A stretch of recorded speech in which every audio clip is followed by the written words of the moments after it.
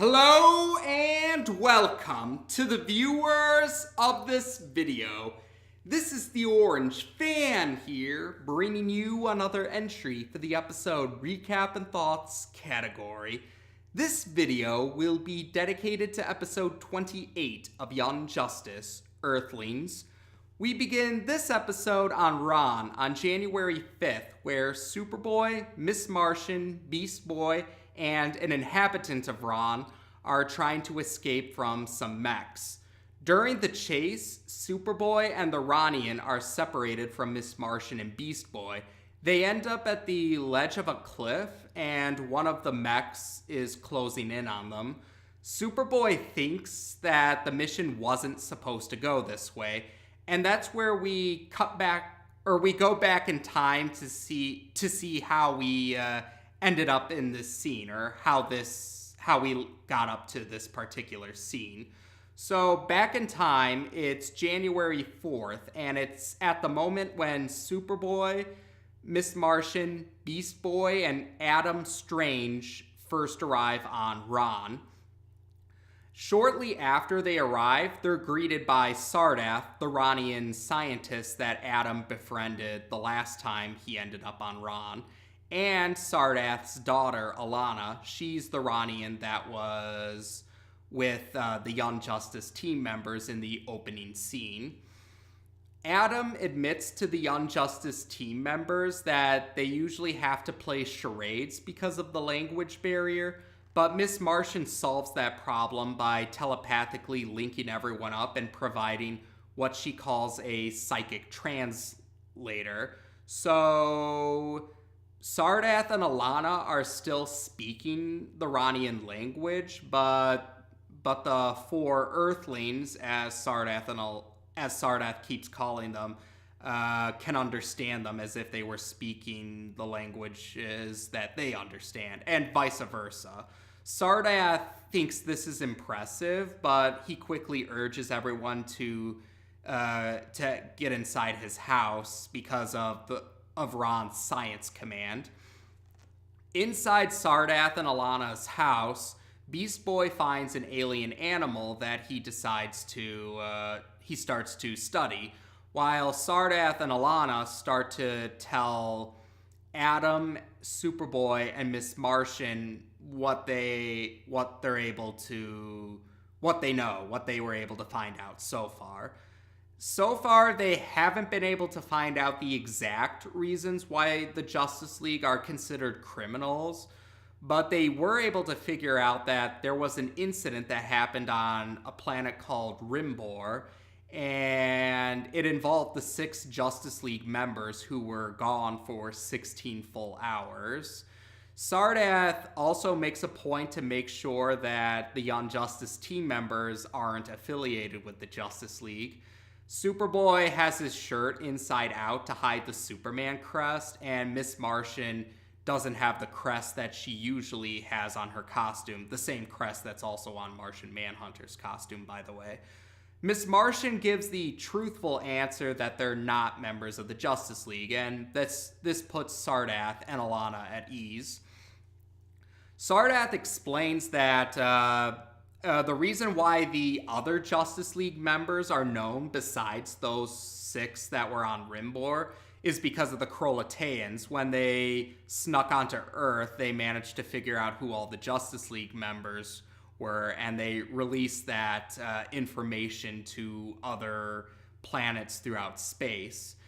And that's right. And Sardath also mentions that Rann's science command is really prejudiced or weary of anyone who's not from the planet. So he admits he has to keep a lot of his research in secret, and that's why he didn't report the technology that was stolen from him by the Kroloteans. Eventually, Sardath does show them something that could help them avoid more Kroloteans invading Earth. An invention he's working on called a Zeta-Shield.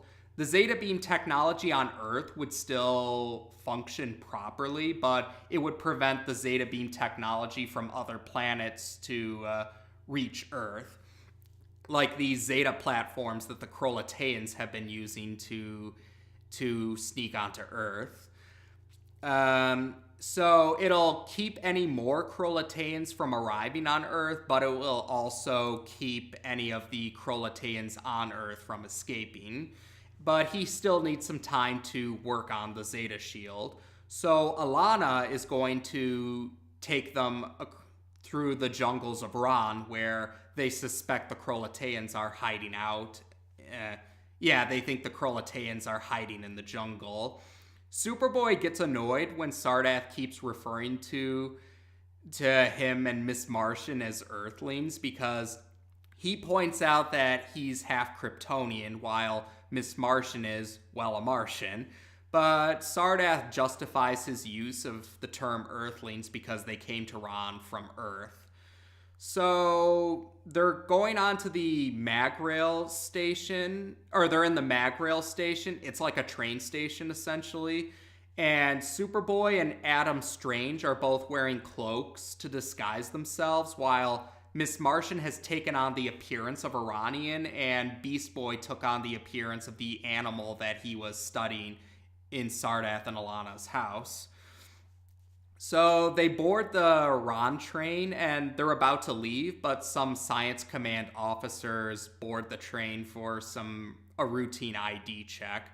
But Adam decides that he'll distract them so that the rest of the group won't have to worry about them. Alana wishes him luck, and Superboy and Miss Martian are uneasy when they see this, and Beast Boy notices this because of the fact that they've broken up as a couple.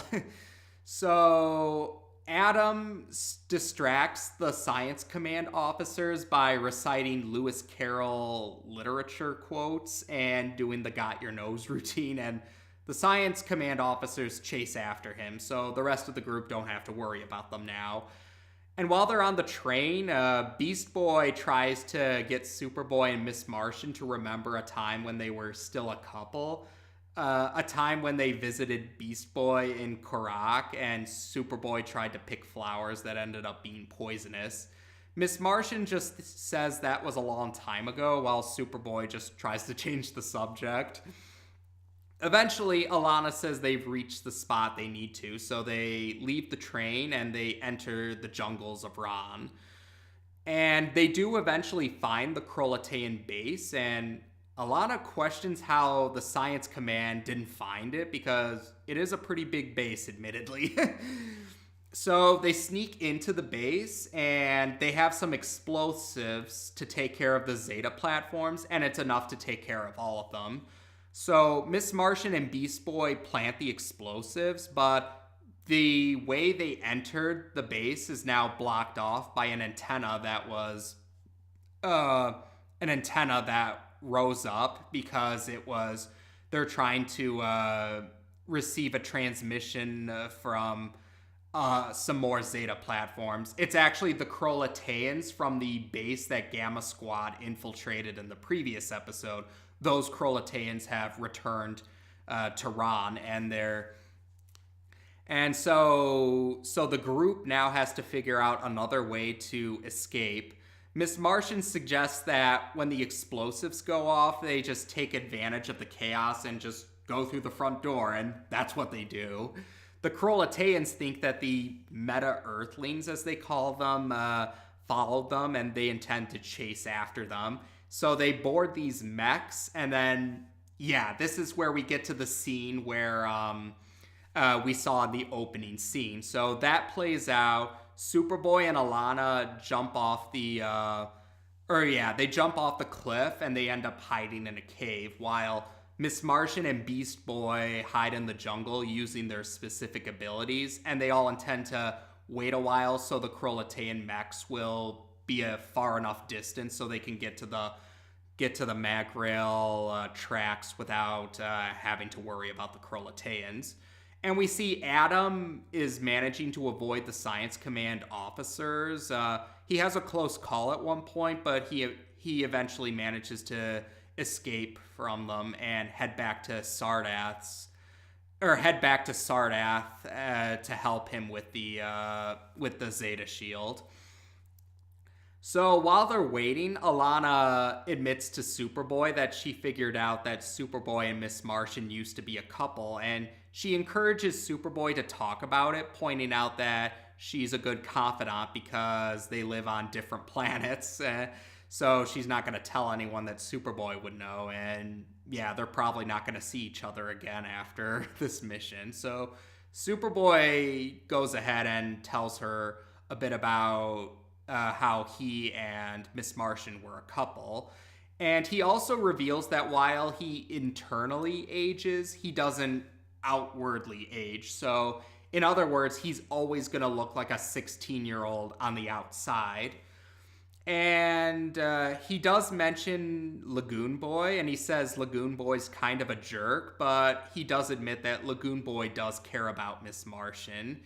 And at first, Alana thinks that Miss Martian broke up with Superboy, but Superboy clarifies he was the one who broke up with Miss Martian, saying that she left him with no choice. With Miss Martian and Beast Boy, they do see that they believe that the Krolotean mechs have gone a far enough distance so they can head back to the Magrail tracks. And when they're on their way back, Beast Boy finds a waterfall, and it causes him to blank out. Now, normally, Beast Boy is in a half human, half monkey form. That's his usual form he takes. But seeing the sight of the waterfall reverts him back into his completely normal human form, except for the fact that he's green now. And I think he does look a little taller compared to when we saw him in Image. I'm not entirely too sure about that, but essentially he's in his otherwise normal human form besides the green coloring. And when Miss Martian reads her adoptive brother's mind to see what's troubling him, we, the audience, see Beast Boy back when he wasn't green. He's at the base of a waterfall, and there's a tipped-over car in there. And we find out that Beast Boy's mother has passed away during the time skip. Queen Bee was responsible for it, I presume out of revenge towards Miss Martian for what happened in Usual Suspects. Miss Martian sympathizes with her adoptive brother, but urges him that they need to get going.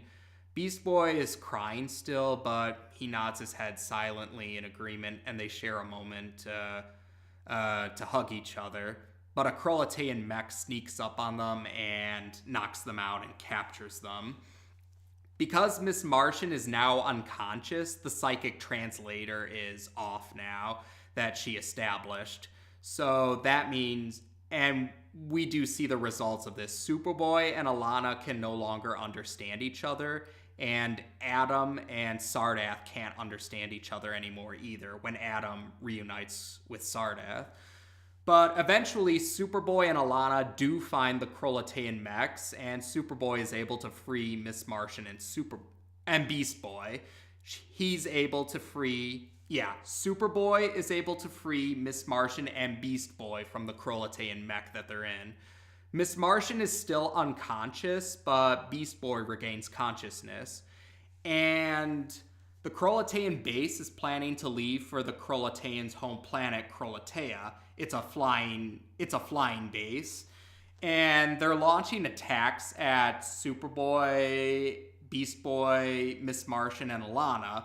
So Superboy and Beast Boy go onto the base to fight off the Kroloteans, while Alana watches Miss Martian.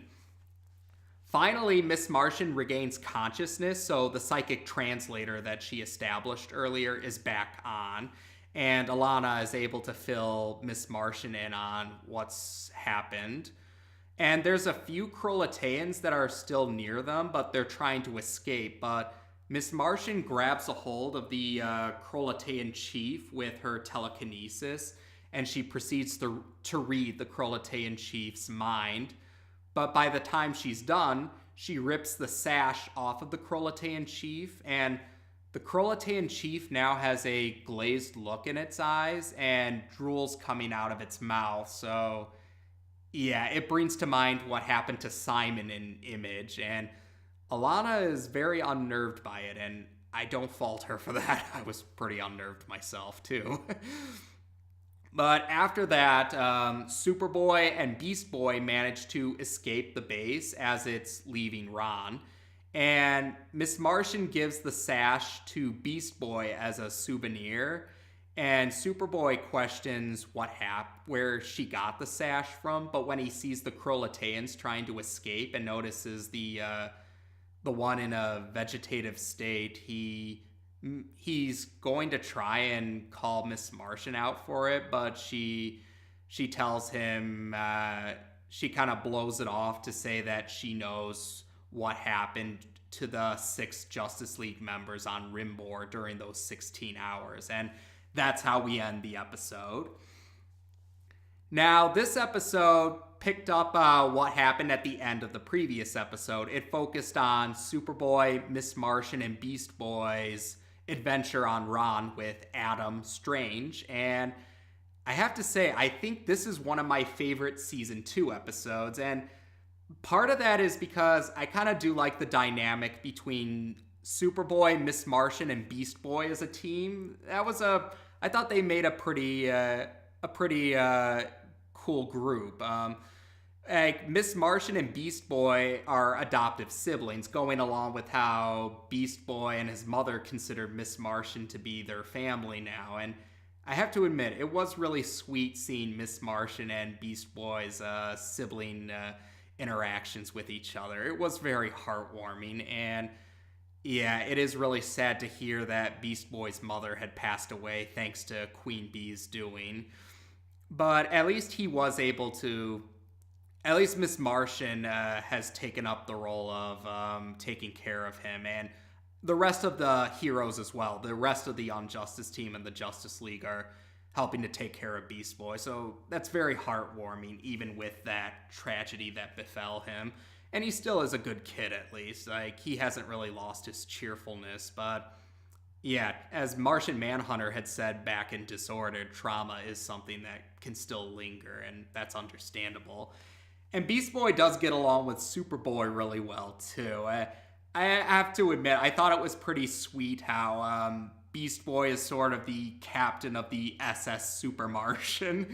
He apparently is supportive of them getting back together. And we do see they do care about each other, but Superboy says that he broke up with Miss Martian because she left him with no choice. Now, it's not exactly revealed what that is, but there are a few hints of it, and we will eventually see what exactly it is. We will get clarification on that in a few episodes, but yeah, they are kind of sprinkling some more hints here or there, filling in some of the blanks of what happened during the 5-year time skip. And yeah, let's talk about that ending scene where Miss Martian used her powers to read the mind of the Krolotean chief, but it left the Krolotean chief in the same position as Simon from Image. Yeah, a lot of people noticed. While Miss Martian definitely showed her caring side and her sweet side with Beast Boy, her adoptive younger brother, that scene kind of showed us that she has become a little bit more... most people would say she has become a bit more ruthless during the 5-year time skip, and well, we have seen hints of that even in Season 1. Like it was mentioned before, what happened to Simon in Image was a good example of that happening before. And yeah, like I said, I don't blame Alana for being uneasy about what happened. I was kind of surprised when I first saw that. I was like, whoa. But yeah, and you're going to see how you'll see a little bit more about that in future episodes. We'll talk about more of that as we cross those bridges. But yeah, overall, I did enjoy this episode, if only for mostly this is Beast Boy's big spotlight episode during Season 2. And Yeah, but overall, I did enjoy this episode a lot. So there we go for discussing episode 28 on this channel. Take care, and until next time.